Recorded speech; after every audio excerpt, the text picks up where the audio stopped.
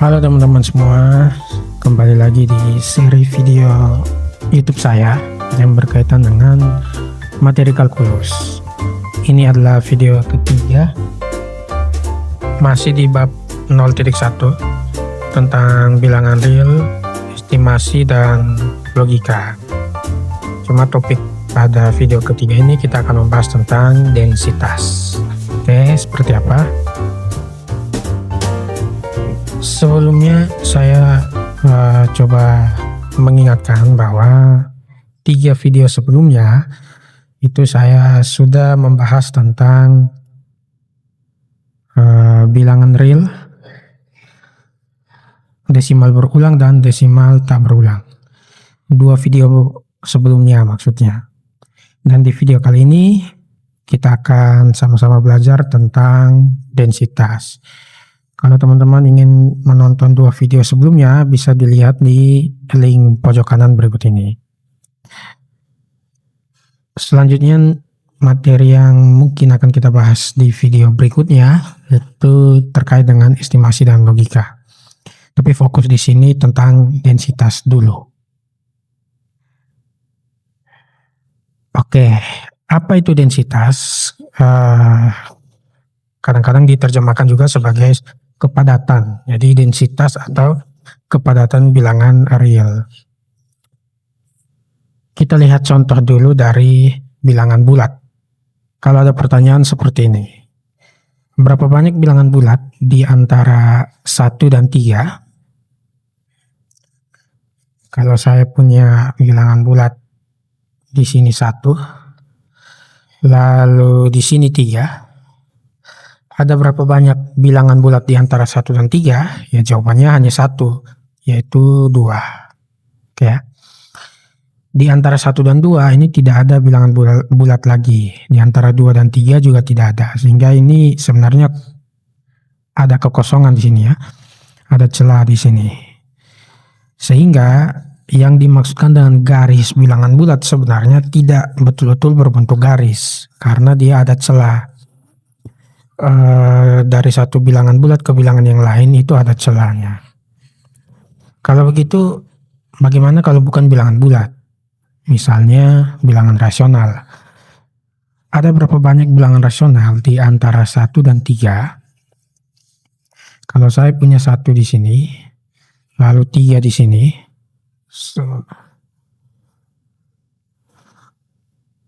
Di sini 3.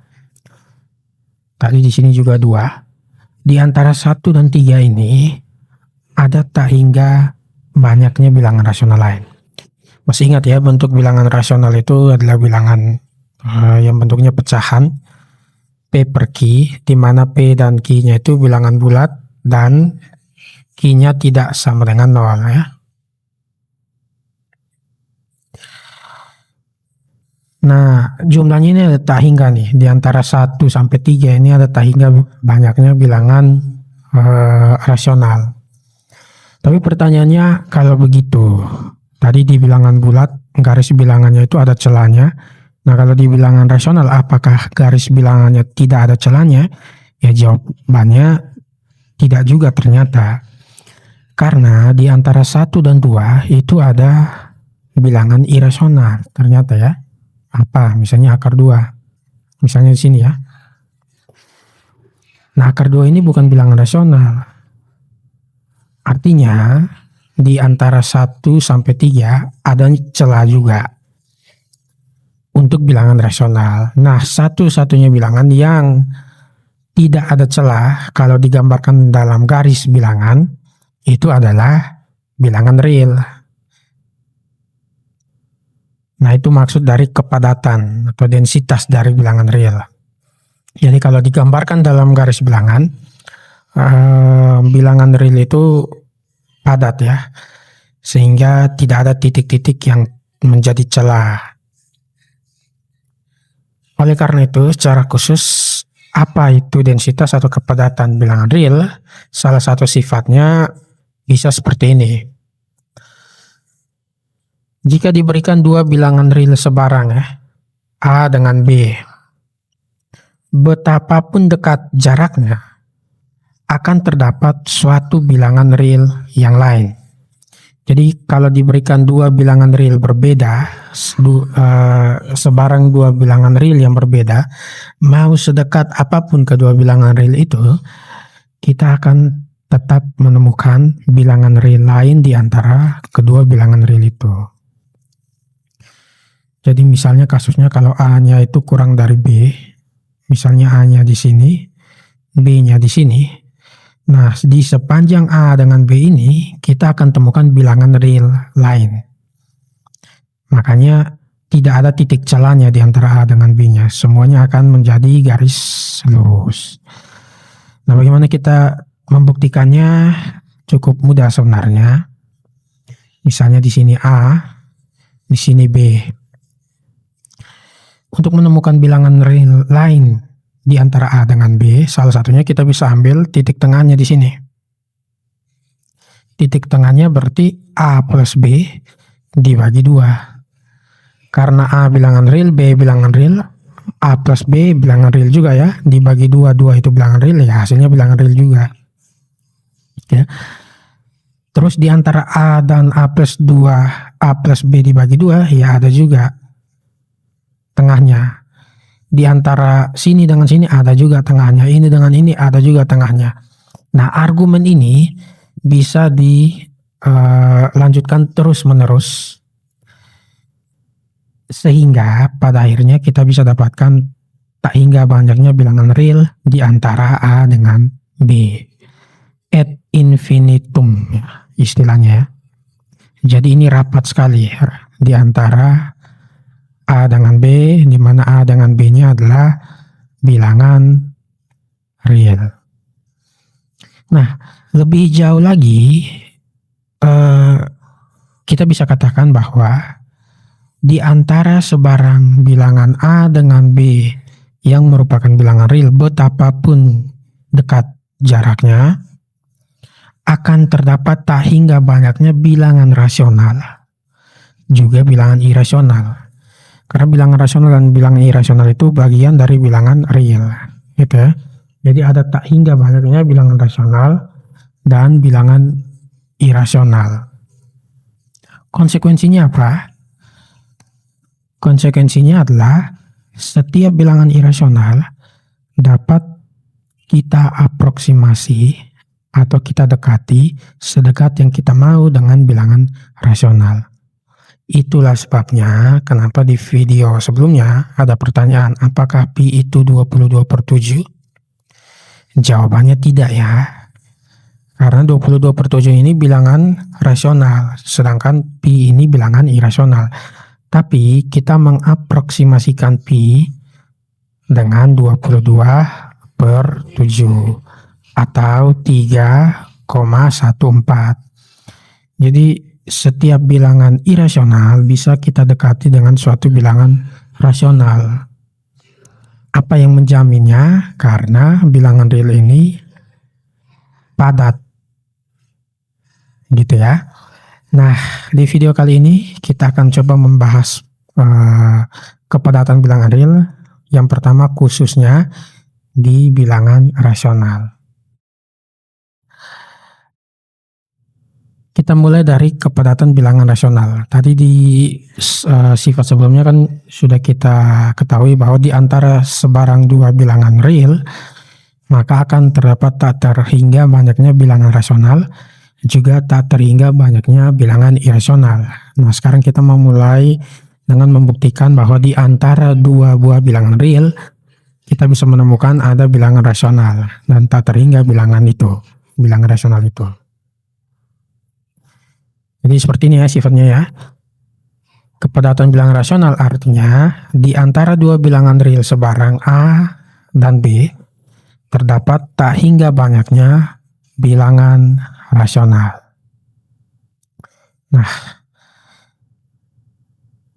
misalkan A-nya itu kurang dari B ya, A-nya lebih kecil dari B. Maka posisi A-nya misalnya di sini, B-nya di sini. Ya, kita ingin menemukan atau ingin membuktikan bahwa di antara A dengan B ini yang merupakan sebarang bilangan real, artinya entah A itu irasional atau rasional atau B itu irasional atau rasional, pokoknya A dengan B ini sebarang bilangan real. Di antara A dengan B ini selalu ada bilangan rasional. Katakanlah bilangan rasional itu adalah ini P per Q. Ya, bentuknya ya. Dengan P dan Q itu elemen bilangan bulat, Q tidak sama dengan 0. Nah, kita akan menunjukkan bahwa ada nih P per Q di antara A dan B. Tapi sebelum itu, saya mau coba menjelaskan dari contoh konkret menggunakan bilangan dulu, biar lebih mudah. Misalnya ini suatu garis bilangan real. Saya coba misalnya di sini. Di antara 5 dan 6, ini ada apa? Di tengah-tengahnya kita bisa tulis, kita bisa tentukan titik tengah dari 5 dan 6 ini adalah 11/2. Nah, ini perhatikan ya. Jadi idenya seperti ini teman-teman. 11/2 ini kan sama dengan 11 dikali 1/2 ya. Nah, 11 ini merepresentasikan banyak langkah.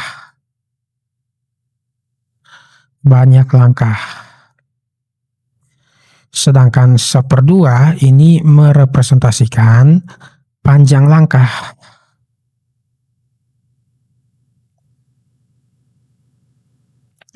Sehingga 11/2 ini artinya dia melangkah sebanyak 11 kali dengan tiap langkahnya itu berjarak atau panjang langkahnya 1/2. Jadi 1/2 setengah ya. Ini di sini kita kasih tanda dulu. Ini dan akhirnya ke sini. Nah, 11/2 artinya dari 0 dia melangkah 11 kali dengan panjang langkahnya itu 1/2. 1, 2, 3, 4, 5, 6, 7, 8, 9, 10, 11. Nah, setelah 11 kali melangkah dengan panjang langkahnya 1/2, dia akan berhenti di titik awalnya itu yang dituju, yaitu 11/2. Artinya apa? Artinya kalau tadi kita punya P per Q, maka idenya adalah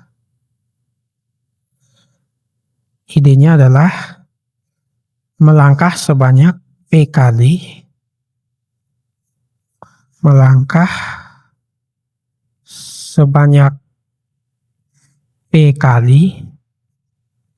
dengan tiap langkah panjangnya sama dengan 1/Q. Itu ya, jadi dia melangkah P per Q artinya dia melangkah sebanyak P kali dengan panjang tiap langkah itu 1/Q. Nah, sekarang kita mau tentukan, kita mau pastikan apa yang menjamin bahwa P per Q ini ada di antara A dengan B. Salah satunya adalah yang pertama, panjang langkahnya itu tidak boleh lebih lebar dari jarak A ke B. Karena kalau panjang langkahnya itu lebih lebar dari A ke B, bisa saja ketika melompat itu tidak masuk ke dalam A dengan B, tetapi bisa melewati A dengan B. Di sini bisa saja. Sehingga kita harus pastikan bahwa panjang langkahnya yaitu 1/Q itu kurang dari B kurang A. Ya, sehingga kalau P per Q ini kita mau pastikan bahwa P per Q ini ada di antara atau berada di dalam katakan apa ya, parit ya, antara A dengan B, maka 1/Q ini harus kurang dari B kurang A. Dan ini bisa ditentukan karena Q kan sebarang bilangan bulat ya. Jadi kita bisa ambil sebarang Q sedemikian sehingga 1/Q itu kurang dari B kurang A. Lalu berikutnya P per Q ini di dalam. P per Q ini kan di dalam. Kita ambil P kurang 1.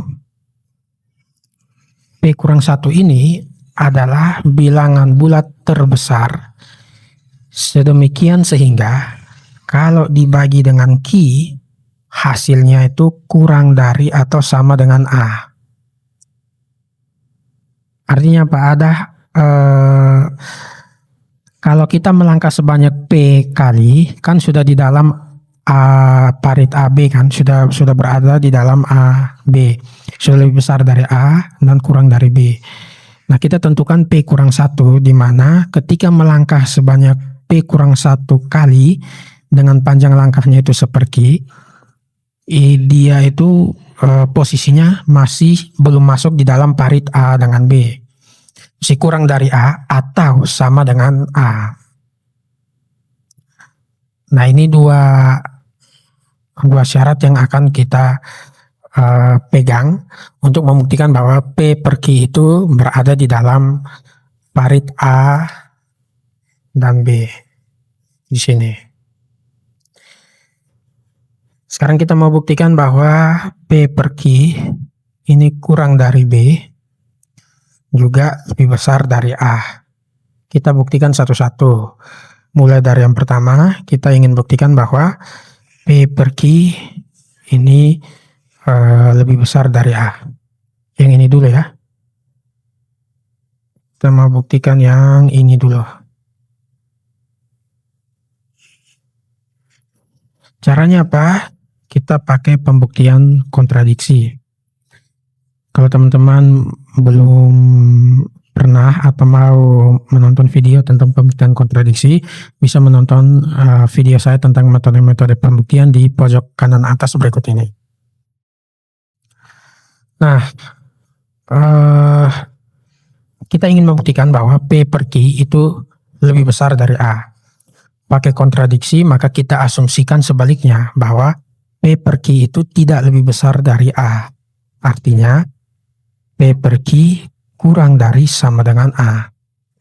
Nah, ternyata di sini terjadi kontradiksi. Karena sebelumnya kita sudah punya P kurang 1. P kurang 1 yang mana P kurang 1 ini adalah bilangan bulat terbesar yang memenuhi P kurang 1 per Q itu kurang dari sama dengan A. Kalau di sini kita punya P per Q yang kurang dari sama dengan A, maka P kurang 1 bukan lagi bilangan bulat terbesar. Ada P kan lebih besar dari P kurang 1 ya. Jadi ada P per Q yang nilainya kurang dari sama dengan A. Disinilah letak kontradiksinya. Sehingga untuk pembuktian pertama kita terima bahwa P per Q itu lebih besar dari A. Sekarang tinggal pembuktian kedua. Kita ingin buktikan bahwa P per Q itu kurang dari B. Ya. Di sini kita punya P per Q itu sama dengan P kurang 1 plus 1 per Q. Betul ya? Jadi P per Q kan sama dengan P kurang 1 plus 1 lagi per Q. Atau ini sama dengan P kurang 1 per Q ditambah dengan 1 per Q. Oke ya. P kurang 1 per Q itu kan kurang dari sama dengan A. Berarti ini kurang dari sama dengan A plus 1 per Q. 1 per Q itu kurang dari B kurang A. Berarti kurang dari A plus dalam kurung B kurang A. Ya. Kurang dari A kurang A 0 ya. Berarti tinggal B.